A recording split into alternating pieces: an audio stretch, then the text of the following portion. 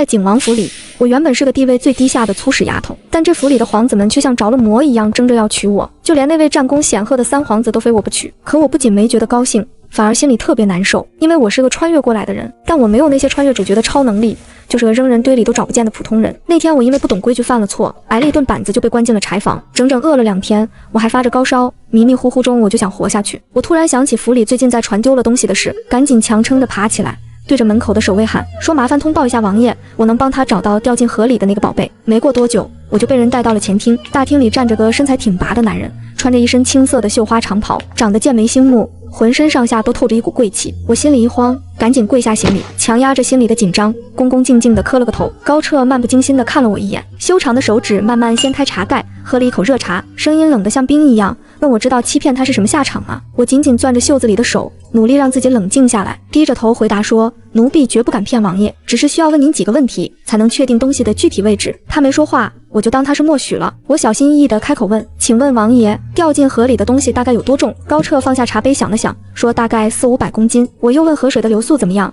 他说水流不算急。接着我问东西是什么材质的，刚问完我就后悔了，差点蹦出个现代词汇，赶紧闭嘴。高彻一直盯着我看，让我心里直发毛，我手心全是汗，嗓子也干得要命，毕竟2天没喝水还发着烧，说话都费劲。虽然我没十足的把握，但我知道这跟物理原理有关，东西肯定不再掉下去的原地了。大厅里安静了很久，我头晕得厉害，强撑着问是不是只在下游找过。他有点不耐烦，说半个月后才开始找的，原地也找遍了。我心里嘀咕怎么不早点捞，但也不敢多问，跪在地上膝盖背个的生疼。我挪了一下身子，然后建议王爷派人去上游找找看。这话一出，大厅里的气氛瞬间凝固了，大家估计都觉得我在耍王爷玩。我跪在冰凉的地砖上不敢吭声，胃疼得厉害，冷汗直流。过了好久，高彻才下令加派人手去上游找。他没让我起来，大冬天的我穿的又薄，再跪下去腿都要废了。正想着要不要求个情，就听见他吩咐管家给我搬个凳子。我慢慢站起来，身子虚得晃了一下，赶紧扶住椅子。下人搬来了凳子和热茶，我手上全是冻疮，还渗着血，用袖子擦了擦，捧着热茶小口喝着，感觉到高彻又在看我，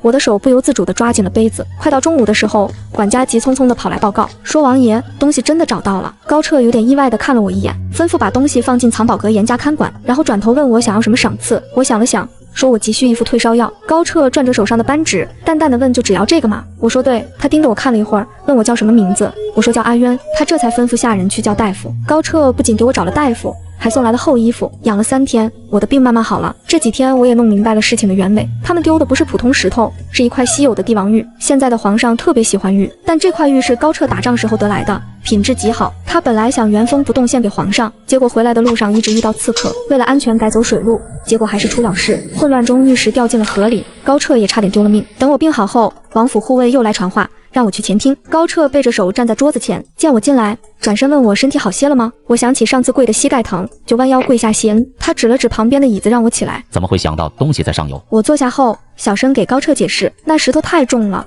河水冲不走它，水流撞击后会回流，时间长了会在石头底下冲出坑，坑深了石头就会倒进去，这样反复翻滚就会往上游走。说到这儿，我看高彻紧皱的眉头舒展开了，他认真的盯着我，过了好半天才问我是怎么知道这些的。我低头说是以前在家看杂书知道的，其实原主的爹根本不识字，但我赌他一个王爷不会去查这种小事。高彻敲着桌子沉默了一会儿，突然说从今天起让我去书房伺候。我惊讶的抬起头，也不敢多问。第2天我在书房等了好久，高彻才来，看我盯着书架，他笑着允许我整理。我小心翼翼地把书分类归置，他在身后盯着我看，让我浑身不自在，只能硬着头皮干活。谁知道第3天一早，我就听到个晴天霹雳的消息。那天早上我刚给书架贴好标签，刘总管就笑呵呵地走了进来，他说恭喜我了。我愣了一下没反应过来，他又凑近一步，笑得眼睛都没了，说王爷今晚让我过去伺候。这句话像雷一样劈下来，把我镇住了。怎么会变成这样？王府里向来没有女眷，我一直以为高彻对这种事没兴趣，心思都在夺权上，就算他要纳妾，也轮不到我这种粗使丫鬟啊，这不是拉低他的身份吗？刘总管拍拍我的肩，问我是不是高兴傻了，说让我别忙活了，回去准备准备。虽然时间还早，但早做准备好，热水都备好了。看我一点都不高兴，刘总管脸色冷了下来，教训我说做奴才的本分就是让主子高兴。到了晚上，我冷静下来，觉得求总管没用，得直接求高彻。他那种身份的人，应该不会强迫不愿意的丫鬟。我想好了说辞，来到正房门口，刚要通报，里面就传出高彻的声音让我进去。我推门进去，不敢抬头，直接跪在门口。他叫我过去，我说不敢冒犯，在这儿听吩咐就行。突然一个茶杯砸在我脚边，水溅湿了裙子，我吓得一哆嗦。他带着怒气的声音再次响起，让我过去。我犹豫了一下，慢慢站起来。他坐在床边看着我，问我知道今晚叫我来干嘛吗？我说知道。他说很好，过来伺候他宽衣。我把脸贴在地上，刚想求情，话没说完就被他一把拉进了床帐，紧接着他就压了上来。他说少说扫兴的话，手直接伸了过来。我身上瞬间一凉，我压住火气，抓住他的手，眼神坚定地说我已经有心上人了。感觉到他顿了一下，然后说我胆子挺大，既然迈进王府就是王府的人。我赶紧爬下床跪好，说以后会自己赎身。高彻把外衣脱了，冷笑着问我的心上人是谁。我说我们走散了，还没找到。他压着火说既然找不到，以前的约定就不算数了。我说我们是青梅竹马，发过誓非他不嫁。我不敢抬头，但能感觉到他在瞪我。屋里明明很暖和，我却觉得浑身发冷。沉默了好久，他终于让我滚出去。我不敢耽搁，赶紧退了出去。这半个月高彻早出晚归，没再找我。我暗自松了口气，以为没事了。一天中午，一群人拿着圣旨进了府，全府上下都跪着接旨。原来是皇上的封赏，除了金银，还赐了几个美女给高彻。王府一下子热闹起来，多了不少下人。为了避嫌，我尽量躲着那些新来的女人，可麻烦还是找上门了。一个穿粉色斗篷的美女拦住我，问我是不是伺候过王爷。我说我只是在书房当值。她问我当值的情况，我说很少见到王爷。她听了很满意，把身边的人都打发走了。到了晚上，我被叫到了前厅，高彻坐在上面，那个美女也在旁边。这是那次事后我第一次见她，慢慢跪了下来。高彻问我知不知罪，我说我不知道指的是什么事。旁边的美女柔声说，可能是我太忙忘了，让我把玉佩交出来。听到玉佩，我心里一惊，完全不知道她在说什么。我说我不清楚贵人说的什么玉佩。美女瞪大眼睛说，白天给过我一块翡翠玉佩，那是她的随身之物，让我转交王爷。我怎么会不知道？我平静地看着她，这后宅的女人果然难产，白天没事，晚上就开始下套。我看了一眼高彻，他没有拆穿的意思，我要是能指望他，也不会跪在这儿了。我定定神说，小主白天确实给过我玉佩。美女愣了一下，显得很诧异。我接着说，但后来您让丫鬟取走了，说是晚上熬汤的时候亲自给王爷。高彻放下手里的汤，静静地看着我们。美女气坏了，说我撒谎，说是我想私吞。我说没有，可以问他的丫鬟。下午我在书房，是他亲自来拿的。我心里明白，他们肯定把玉佩藏我房里了，想来个人赃并获。那个丫鬟慌忙跪下喊冤，说是我想贪污才编谎话。我说王爷书房里好玉多的是，我怎么会为了块玉佩冒险？美女气得站了起来，指着我说不出话。几个女人吵成一团，高彻脸上明显不耐烦了，他侧身对那个满脸委屈的美女说，二冤办事不力，罚他1年的工资，回头让管家去库房挑几块好玉不给他。说完又对跪在地上的丫鬟说，送他们主子回去休息。虽然被罚了1年工资，但我难过了2天也就想开了。我1个月才1两银子，离赎身的50两还差得远，我得想办法赚钱。休息那天，我揣着仅有的几百文钱出了王府，集市很大，我逛了一圈，看到不少中年妇女在摆摊。看来这时代女人能出来工作，我琢磨自己能干啥。穿越小说里那些做饭、中医我都不会，素描倒是学过一点，但这儿的人都精通琴棋书画，我这点本事不够看。听到姨娘，我猜她母亲应该是个不受宠的小妾。我看了看地上的粗陶罐子，虽然有瑕疵，但我挺喜欢的。我掏钱买了2个，然后捡了块木炭，在一个罐子上画了几条小鱼，这对我来说不难，几笔就画得很生动。小女孩惊奇地看着我，周围也围了些人。我又在另一个罐子上画了棵苹果树。有人问这罐子卖吗？我试探着报了个20文的价格，大家觉得新鲜，价格也不贵，没多久就全卖完了。我甩甩胳膊，把钱都给了小女孩，她要把大半给我。我说不用，问她家里还有没有这种罐子。她说有，我就跟她约好下次多带点来。我买了针线布料，准备回去给自己做个护膝。前世膝盖受过伤，一下雨就疼。刚回王府，就有人来说王爷让我过去一趟，跟着管家到了练武场。这是我第一次来这儿。高彻穿着单衣在练枪，动作行云流水，看起来确实挺帅。他见我发呆，笑着让我过去。他递给我一张玄铁弓，重得要命，我差点摔倒。他扶住我，顺势搂住我的腰，手把手教我射箭，一箭射中了远处的石头。他贴在我耳边问，也比你的青梅竹马怎么样？我说王爷尊贵，自然没人能比。话刚说完，他就猛地把我拽进怀里，汗湿的单衣贴着我，肌肉硬邦邦的。他把我抱到武器架上，气息笼罩着我。我拼命挣扎，说我不愿意。他说也不是不能给我名分。我说我不要名分，让他放开我。他眼神一冷，说我不过是个奴婢，他想要就要，我有心上人又怎么样？说完就把我扛起来往厢房走。我知道挣扎没用，绝望的不行。厢房里有个大浴池，水都满了。他抱着我跳进水里，我不会游泳，呛了好几口水，本能的抓紧他。他把我抵在池边笑了笑，想到以后都要在这儿跟一群女人争风吃醋，我就觉得未来一片灰暗。我忍着眼泪求他放过我。高彻好像被激怒了，冷笑着说现在不用哭，待会儿有我哭的时候。本来想联系我，看来多余了。直到看见水里晕开的血色，他脸色才缓和一点。再醒来我都不知道什么时候了，浑身没劲。有个嬷嬷端着药进来，我哑着嗓子问是不是避子汤。嬷嬷有点不忍心，劝我以后求求王爷，名分迟早会有。我喝了药，问是不是药效还在。嬷嬷说喝了就有效，又端来粥。我恶心的想吐，没吃，转过身不想理人。到了晚上我浑身发冷，缩在被子里发抖。迷迷糊糊中，我好像听到了高彻的声音。他问嬷嬷我白天说了什么，嬷嬷说我问是不是避子汤，然后就喝了。后来声音远了，我又睡着了。烧退了以后，我开始认真吃饭。既然赎身不行，我就只能想办法逃跑。当务之急是养好身体攒钱。我想一个小奴婢不见了，王府应该不会大动干戈去找。下午路过厨房，听到丫鬟们闲聊，说高彻这几天都在阮小主房里过夜。这个阮小主就是之前陷害我的那个美女，是兵部侍郎家的女儿，还是高彻心腹的亲戚。高彻刚跟我闹得满城风雨，现在去哄她，估计是为了安抚兵部侍郎。看来他有的忙了。第二天，我跟管家打了招呼去了集市，小女孩阿诺早就等着了。看着集市的热闹劲，我觉得自己又活过来了。阿诺说罐子是府里送菜大叔帮着挑来的，因为他姨娘帮过大叔的忙。我坐下开始画画，没多久就围了一群人，大家都没见过用木炭画画的，觉得很神奇。后来有人让我画人像，我定了300文一张的价格，比店里的便宜多了。这几天下来，我也攒了7两银子，够跑路一阵子了。我只等半个月后的元旦，那天皇帝宴请群臣，高彻肯定要在宫里过夜。第二天他还要去请安，至少要忙2天。等他回来，我早就跑远了。然而这天晚上，高彻突然来了，身后还抬着2个大箱子。下午收摊的时候，罐子全卖光了。我把剩下的钱给阿诺，让他快回家。他笑着说没事，除了姨娘没人管他。我听着心酸，摸了摸他的头。离开摊位，我去买了男装和帽子，还买了纸，打算以后直接在纸上画，方便点。阿诺后来天天跟着我打下手，这几天我没去书房，天天出来画肖像。虽然生意淡了点，但也攒了7两银子。现在我就等元旦了。高彻今晚突然来了，这是隔了好几天第一次来。他叫我过去，伸手要牵我。他沉着脸叫我过去，走到床边伸手就要拉我。一想到这双手不知道摸过多少女人，现在又伸向我，我就觉得一阵恶心，猛地把手抽回来，躲开了他的触碰。他眉头一下子皱了起来，看见我眼里那股毫不掩饰的嫌弃，眼神瞬间冷得像冰一样，说看来上次的教训还没让我长记性。我也没理他，面无表情的转身就想走，懒得跟他废话。他说倒要看看我的骨头有多硬。话音还没落，他就几步冲了上来，带着寒气的呼吸喷在我脸上。我厌恶的把脸扭到一边，不想看他。他一把掐住我的下巴，手劲很大，脸色铁青的问我是不是敢嫌弃他。我盯着他的眼睛，一字一顿的说是。他气得不行，却突然冷笑起来，连说了2声好。那天晚上他带着火气，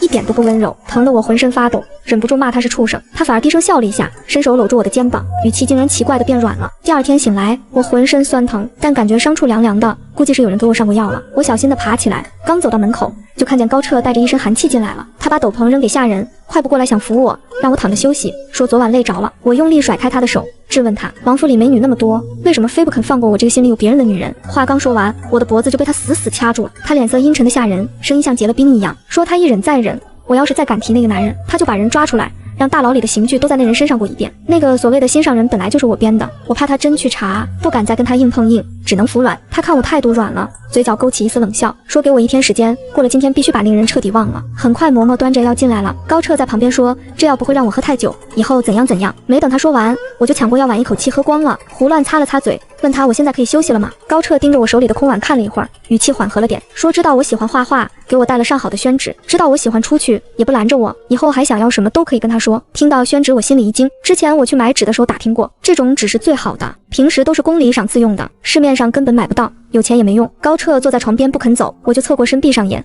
脑子里飞快地盘算着逃跑的细节。他突然开口问我，要是睡不着，起来给他也画张像怎么样？高彻让我给他画画，我皱着眉装没听见，他也没逼我。之后几天他天天都来，晚上只是搂着我睡觉，没再做过分的事。快到元旦了，王府里忙着张灯结彩，为了不引人注意，我提前2天就开始早出晚归。元旦那天，高彻送了我一只水绿色的玉簪，给下人发了赏钱后，就穿戴整齐进宫赴宴去了。确信他已经走远进了宫，我开始收拾行李。我穿着冬衣，里面用白布裹了胸，贴身藏好7两银子。高彻送的贵重东西我一样没动，就在包袱里塞了把剪刀防身。趁着府里乱哄哄的，我装作平时出门的样子，若无其事地走出了王府。一出府门，我心跳得飞快，心里狂喜，快步钻进了僻静的小巷子。我用木炭把眉毛画粗，往脸上抹了点灰，然后买了半个月的干粮和斗笠，又去成衣铺买了几套粗布男装换上，雇了辆马车绕着城转了几圈，再换一套男装，最后绕小路找到了通往山上的小道。这条路是听阿诺说的，他外公生前就住在山上，我没有路引出不了城，早就打定主意上山躲着，只是我也没告诉阿诺，怕连累他，知道的人越少越安全。路特别难走，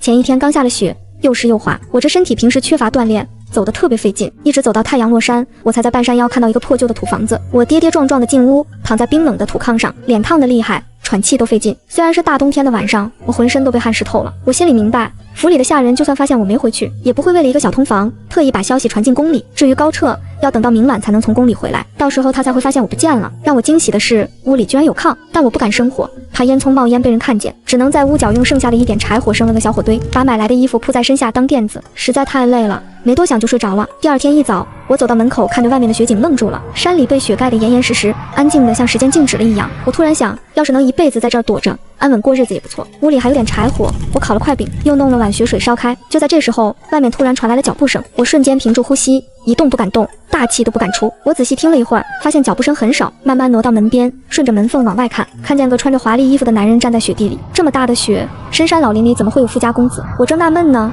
就看他在离屋子几十米远的地方，一头栽倒在雪里了。我慢悠悠吃完手里的饼，再看他，还是趴那一动不动，救还是不救呢？我心里盘算了半天，最稳妥的肯定是多一事不如少一事，可眼睁睁看着人死在面前，我实在过不去心里那道坎。我费了好大劲才把人拖进屋，看清是个长得很清秀的公子，我赶紧喂他喝了点热水，他脸色白得吓人。我不懂医术，也不知道能不能救活，我拼命回想以前学的急救常识，是不是该给他搓搓身子回暖。这时候微弱的声音响了起来，叫了我一声姑娘。他醒了，我下意识看了眼自己的衣服，他怎么知道我是女的？我凑近了点，才听清他说包裹里有药，麻烦我拿一下。找到药喂他吃下去，药味很快飘满了屋子，看他气色好了点，我说我这儿不方便留人，他小声求我让他住一晚，说天亮就走。我犹豫了一下，问会不会有人上山找他，他勉强笑了笑，摇了摇头。我把火烧旺了点，把剩下的饼掰碎了放壶里煮软给他吃，傍晚又帮他煎了一次药。这一晚我们谁也没问对方为什么会出现在这儿。第二天他走的时候留下一袋钱和一张地图，说如果我以后自由了，可以按地图去找他。我捏着地图愣住了，原来他昨晚一直在画这个，明明只是举手之劳，连名字都不知道。此刻我竟然觉得在这个陌生的地方也没那么孤单了。我忍不住问他是不是懂医术，他笑着说久病成医罢了。直到那个白色的身影消失在雪地里，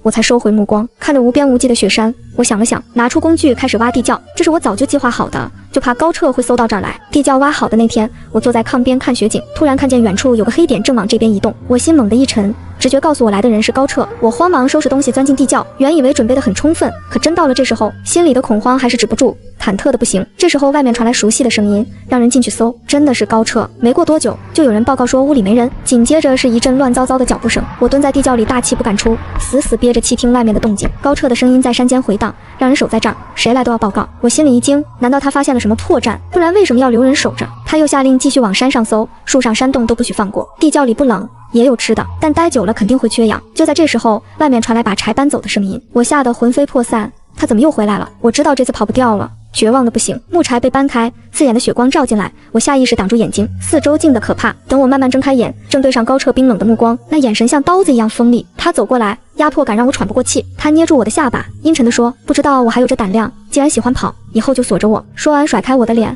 吩咐人把我带走。看着那扇熟悉的朱红大门，我拼尽全力逃跑，没想到这么快就被抓回来了。这次进去，恐怕再也没机会出来了。我愤恨地瞪着前面的高彻，从没这么讨厌过一个人。高彻让所有人都退下，大厅里就剩我们俩。几张写满字的纸被甩到我脚边，他嘲讽地问我：“这就是那个青梅竹马？”我捡起纸快速看了一眼，眼皮直跳。他竟然去查了我的身世。他斜眼看着我，冷淡地说：“我的家人都已经安置好了，以后他们的命全看我的表现。”我面无表情地听着，这所谓的家人，当初3两银子就把原主卖了，之后对他的死活不管不问。要不是王府选了原主做丫鬟，他早被卖进青楼了，下场肯定很惨。高彻说：“本来想从宫里回来给我个名分，既然我不稀罕，那就安分做个贱婢吧。”这明显是在羞辱我。我抬头看着他的眼睛，平静地说：“我以后会尽心伺候，只是想问，等你腻了我的时候，能不能放我走？”他脸色瞬间沉了下来，眼睛眯起，冷声问我是不是不想跟着他。我说在王爷眼里我可能像蚂蚁一样卑微，能得到灵性该感恩戴德，但我从不看清自己，我觉得自己千金不换。我毫不退缩地看着他，说我不想过那种一群女人抢一个男人的日子，只希望以后我对你没用了，能放我一条生路。厅里的炭火噼啪作响，我没下跪，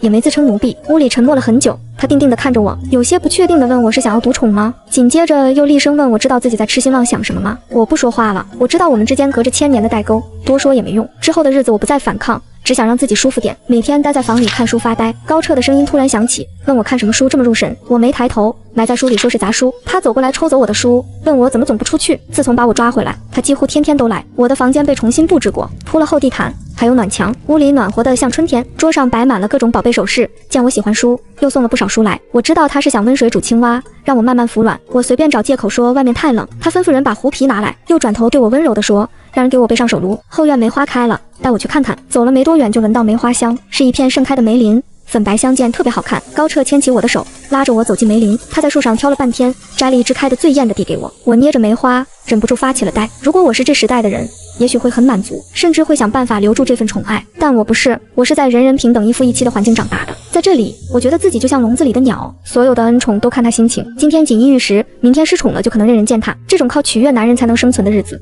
绝不是我想要的。高彻摸着我的头发，温柔的有点诡异，说不用担心，会让我先怀上孩子，正妃侧妃都要赴皇封，我身份低，有了孩子他再去求赴皇封，我做侧妃。他说虽然我那天的话很离谱，但他会尽量多陪我，问我好不好。他的话让我僵住了。孩子，他最近虽然常来，但每天早上都会让人送避子汤。我抬头问他，我不是每天都在喝避子汤吗？他低声笑了起来，把我按进怀里，得意地说那不是避子汤，是调养身体的药，很快我就能怀上他的孩子。我猛地推开他，脸色惨白，恐惧瞬间抓住了我。我拼命摇头说我不要孩子。从我推开他那一刻起，他的脸色就变得越来越冷。我话刚说完，他就咬着牙挤出几个字，说恐怕由不得我。他一把抓住我的手腕，力气大的让我痛叫出声。他手劲松了点，但语气还是冰冷刺骨，说我要是乖乖听话，生下孩子或许让我带着，若是不乖，让我这辈子都见不到孩子，我自己都保不住，怎么可能再养个孩子？满心的恨意没处发泄，我猛地低头狠狠咬在他胳膊上，直到尝到血腥味我才松口，眼泪控制不住的往下掉。他伸手擦掉我的眼泪，强硬地说这件事必须听他的，其他事可以迁就我。我沉默地掉着眼泪，再也不想跟他说一句话。越快到生理期，我心里越烦躁，晚上更是彻底失眠，经常睁眼到天亮。高彻看这样，干脆请了太医。他沉声问是不是安神汤，太医躬身说是，大概不知道怎么称呼我，想了想干脆不叫了，说我是思虑过重，喝点安神汤就好。高彻看了看我，目光又落在我的肚子上，转头追问汤药会不会影响他。太医说会开温补的方子，绝对不会伤到胎气。从那以后，高彻天天盯着我喝安神汤，可我还是睡不着。我翻来覆去睡不着的时候，他就坐在床边跟我讲朝廷的事，偶尔问问我的想法，有时候也会讲讲他小时候。他说父皇最疼老四，他从小就被送进军营，最长一次整整1年没见过父母。我疑惑地抬头看他，他说没有父皇的旨意，连进宫见母妃都不行。窗外飘着雪，灯光映得他侧脸特别柔和。他说其实边关挺好的。沉默了许久，又低声补了一句，这个战场猛将，年少时大概也在荒凉的边关，无数次盼着父母的关心吧。他断断续续讲着那些战役，其实没什么讲故事的天赋，那些往事听起来全是血腥和冰冷。也许战争本来就只剩下这些残酷的东西。奇怪的是，听着这些，我的失眠竟然慢慢好了。第二天醒来，高彻早就走了。接下来的1个多月，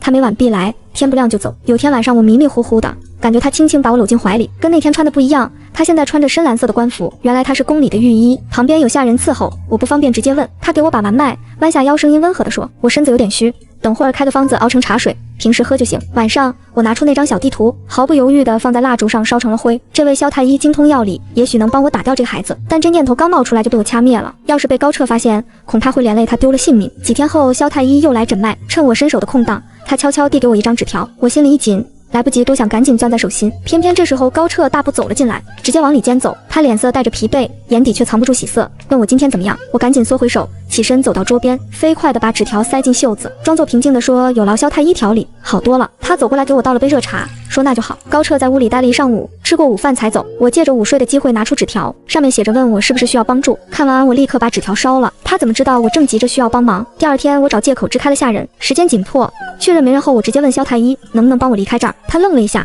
缓缓问我，王爷待我看似情深意重，我为什么非要走？我说我不愿意被困在这王府里，一点自由都没有。他没再多问，低声说让他想想办法。又过了1个月，我的肚子已经有点显怀了。自从那天萧太医说想办法后，来诊脉的就换了人。看来我这要求确实太难为人了。散步的时候，忽然听到侍女在窃窃私语，讨论王爷即将迎娶的王妃有多漂亮，说亲戚在丞相府见过，美得像天仙下凡。我脚步顿了一下，悄悄退开，换了个方向走。听他们的意思，高彻很快就要结婚了。古代结婚礼仪繁琐，肯定早就准备了。我今天才知道，忍不住冷笑了一声。晚上嬷嬷看我脸色不好，猜到原因就劝我说我怀着孩子，就算王妃进门，王爷也会对我好的。我抬头平静地问，大婚那天是不是要我跟着去迎亲？嬷嬷说是，府里的夫人们都要去。原来如此，我心里暗暗嘲讽，古人真不觉得尴尬，带着一群小老婆去娶正妻，太荒唐了。嬷嬷见我不说话，又接着劝，说没见过哪个权贵像王爷这么疼人的，让我放宽心。我摇头说没事，不用告诉王爷，免得连累你们。鹅毛大雪连着下了2天没停，屋里我吩咐嬷嬷把王爷那天摘的梅花拿来，嬷嬷拿来枯枝，心疼的说花都谢了，这就去折新鲜的。我拿着枯枝说不用，王爷送的就是最好的，让他再拿个白瓷罐子来。我想了想，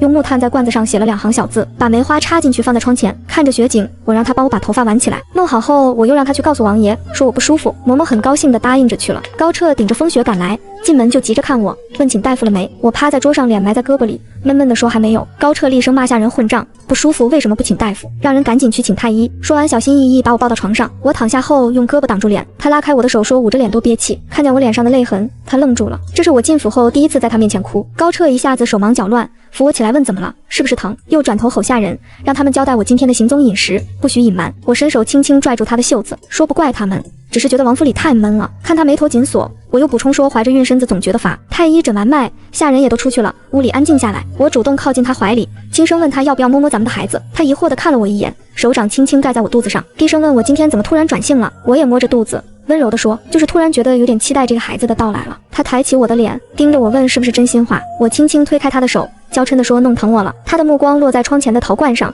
笑着问我是不是喜欢梅花。我顺着他的视线看过去，淡淡的说不喜欢，是下人随便插的。他脸上的笑意更深了，俯身在我脖子上亲了亲，语气里全是开心，说这辈子做的最对的事就是让我怀了他的孩子。接下来的几天，高彻心情一直特别好。这天晚上我靠在他怀里，忽然问他在郊外有没有庄子。他把我的头按在他胸口，笑着问我是不是想要房产了。我小声说是想出去散散心，总闷在王府里实在憋得慌。他想了想，说要不等开春再去，现在天寒地冻得太冷了。我坐起来故意离他远点，赌气问他是不是舍不得那点炭火钱。他问我是不是真想现在去，我重重地点了点头。他说好，这2天就让人去布置，陪我去庄子上住几天。高彻办事效率很快，1周时间庄子就收拾好了。这庄子在京郊40里的山脚下，周围没人，放眼望去全是雪。高彻以前带兵回京等召见的时候就常住这儿。庄子里引了温泉水，池子就在浴池旁边，热气腾腾的，跟仙境一样。我靠在池边抱住他的腰，他身子明显僵了一下。我轻声说我挺喜欢这儿的。他在水里握住我的手，声音沙哑地说只要我喜欢，他就陪我多住一阵子。沉默了一会儿，他突然抬头看着我，眼神深邃地说阿夏，帮我一次好不好？10天过去了，高彻越来越忙，经常半夜才从城里赶回庄子。我看他那么累，有点不忍心，就提出想在这儿住到生孩子，说王府里人多太闷。他本来想反对，我主动钻进他怀里撒娇，他沉默了好久才勉强答应，沉声叮嘱我不许骗他，然后留了一半护卫守着。离他大婚只剩1个月了，他提都没提。我知道留在这儿就能安稳待产，到时候他会用孩子拿捏我，所以我才敢提要求。之后我安稳住下，突发奇想教厨子做火锅，大厅架了2个炉子，煮了麻辣和猪脚2种汤底，备好蘸料食材，请大家一起吃。之后我安稳住下，后来又教了麻辣香锅和麻辣烫，告诉厨娘做法，就能做出差不多的味道。没过多久，贴身丫鬟急着劝我说我2顿没好好吃饭了，这样不行。我有气无力地说没胃口，看见吃的就恶心。丫鬟要去请太医，我说孕期反应不用麻烦，她非坚持说王爷吩咐过，我不舒服必须请御医。我想了想，说那就找上次那个萧太医吧，他煮的调理水味道还不错。大概2炷香的时间，萧太医就赶来了。把脉之后他说我只是正常的孕期食欲不振，不碍事，只是我的肚子好像比一般同月份的要大1圈。我心里清楚，2个月就显怀，确实比普通人明显。萧太医叮嘱我多走动，以后好生养。我看他比上次瘦了不少，脸色也白，忍不住问了一句，他只说宫里事多。我心里明白，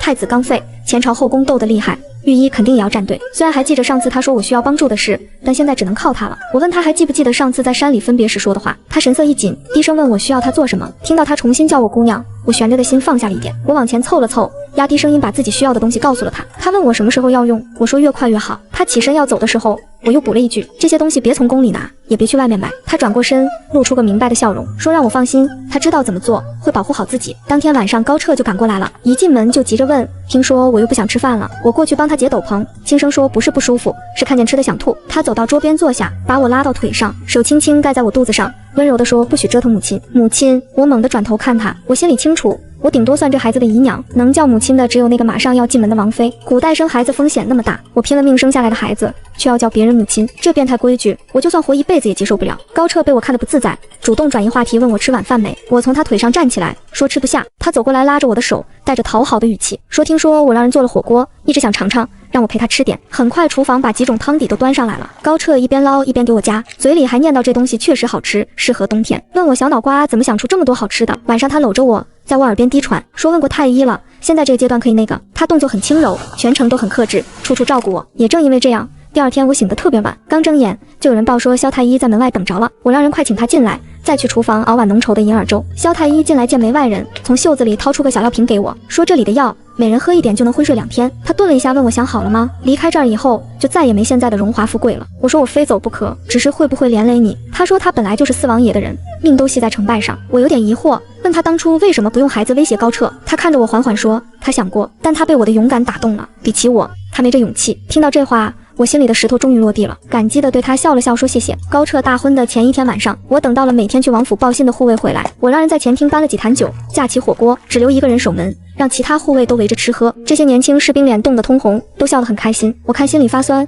把高彻赏的银子都分给了他们。这场酒一直喝到凌晨，前厅躺满了醉倒的人。这时候，一个拿剑的女人走了进来，我知道她是萧太医说来接我的人。我回房拿起收拾好的包袱，故意把屋里东西打翻，做出被抢劫的假象，最后把发簪扔在地上，头也不回地跟着那女人上马车。我算得很清楚，高彻最早明天下午才知道我不见了，而明天是他大婚，根本抽不开身。加上京城规矩，王府不能握重兵，他没法大张旗鼓搜人。庄子上的护卫醉得厉害，2天后才能醒，剩下的人手不够搜。这些时间足够我远走高飞了。马车一路向南，萧太医备足了吃的，不用住店，只需要偶尔停下让马休息。我松开全是冷汗的手，掀开帘子看外面景色飞快倒退。半个月后，马车路过一个依河而建的古镇，风景很好。我对身边的楚瑶说，我们就留在这儿吧。楚瑶是早年被萧太医救的，这次来帮忙，性格话少，只在我问的时候简单回2句。一路风餐露宿，我一直担心肚子里的孩子，幸好他很顽强，偶尔不舒服也没大碍。我带出了高彻赏的财物，这是我生孩子后的生活依靠。为了安全，我尽量不露面，让楚瑶拿2张银票去找房子，最后选中了一个闹中取静的小院。我决定就在这儿安家，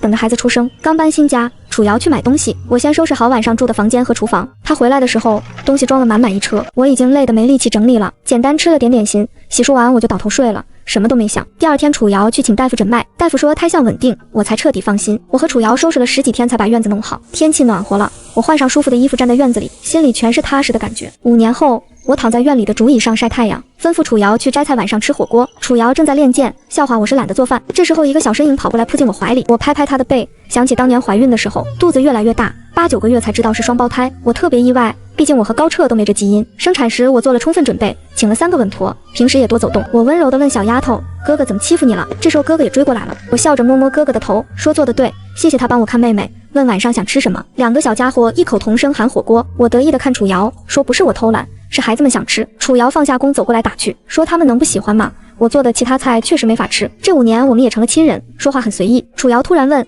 镇上的张九记这2天开始卖火锅了，会不会有问题？我心里咯噔一下，陷入沉思，自言自语说都过去5年了，应该没事吧。离开京城这5年，我只听过高彻一次消息，就是去年他登基改元大赦天下。这儿离京城远，我又刻意避开消息，那些恩怨好像很远了。可我没想到火锅慢慢在小镇流行了，后来甚至有外地人专门来吃。到了冬天，镇上食客少了，一问才知道城里开了不少火锅店，这让我很不安。看着2个孩子堆雪人，我对楚瑶说，我们可能得搬家了。楚瑶看了眼住了5年的院子，满眼不舍，但她也明白住这儿不安全了，既然决定了就不迟疑。楚瑶辞了伙计，我们开始收拾。5年的东西不少，精简完也装了2车。哥哥一脸认真地问我为什么要搬家，他才6岁，眉眼间已经有了高彻的影子。我蹲下笑着说，因为娘想带你们看外面的风景。10天后，我们雇车悄悄出发了。我不知道，就在我走的第2天，高彻亲自带兵赶到了小镇，还把整个镇子都封锁了，带着孩子和楚瑶赶路这2天。镇上死气沉沉的，让人不安。我们战战兢兢地熬了过去，白天赶路，晚上住店，离开皇宫整整5年，以为彻底逃了，不知不觉就松懈了。那天夜里，我们在客栈熟睡，突然被巨响惊醒，还没来得及说话，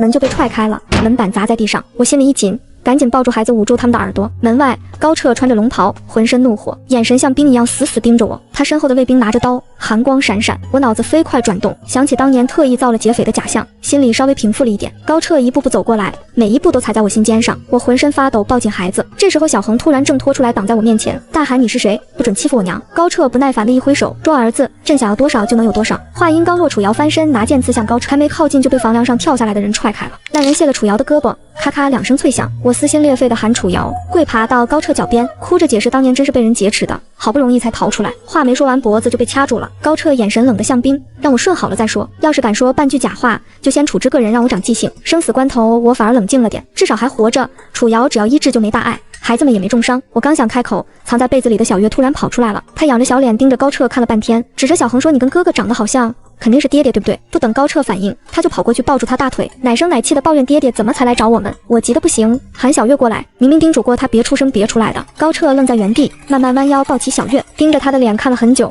才转头看我。我低头轻声说：“当年我怀的是龙凤胎。”他深深看了我一眼，抱着小月转身就走，冷声吩咐把我们都带走，分开关押。皇宫里到处金碧辉煌，我却只觉得压抑，不知道被关在哪，也不知道孩子和楚瑶的消息，急得不行。被关的第2天，何嬷嬷突然来了，见到熟悉的何嬷嬷，我心里一暖，赶紧去扶。她说让我放心，皇子公主都好，朋友也请太医看过了。她递给我热粥，让我吃点，知道高彻暂时不会伤害我们，我神经终于放松了，喝了口粥。听嬷嬷说，当年我被劫持，皇上大婚当天调了2000侍卫直闯四王府，我愣住了，问为什么去四王府。嬷嬷说皇上以为是四王府掳走了我，那时候东宫废了，二王爷不问世事，正是老三老四争得最凶的时候。我问后来呢？嬷嬷说皇上把庄子下人一个个盘问，没线索，就开始在京城内外大肆搜捕，连深山都没放过。嬷嬷想起当时的情景还后怕，说那时候皇上浑身冷气吓人，谁都不敢靠近，好在最后还是把我找回来了。又等了几天，高彻终于来了，他穿着朝服没换，站在窗前，现在的他已经是傲视天下的皇帝了。他没转身，冷淡地问我，他待我有没有不好？这些年他大概一直不懂我为什么要走，当年争不出结果，现在提也没用。我看着他背影说皇上待我很好，但这皇上是天下的，